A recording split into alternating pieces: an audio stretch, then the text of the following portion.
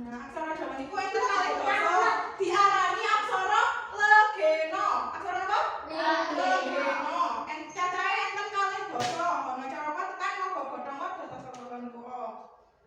Nah, iki sing mau disebutke ana caraka data saka udah ilang. Nah, cara nulis aksara Jawa niku menggantung.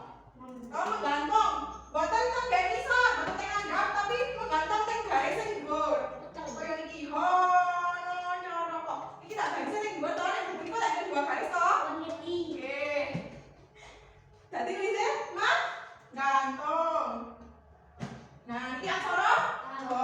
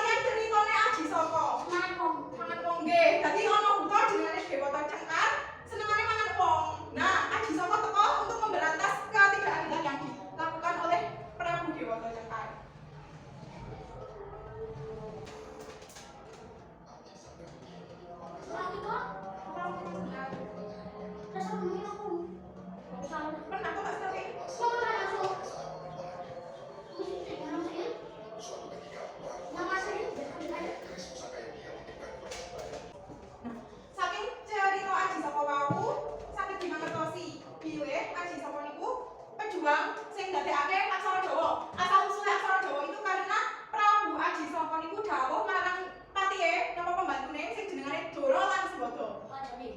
Dara lan Subada niku patih kon diwelingi. Sapa ora ana sing bisa njikuk pusaka iki pedhang iki kajawa aku Ajisaka.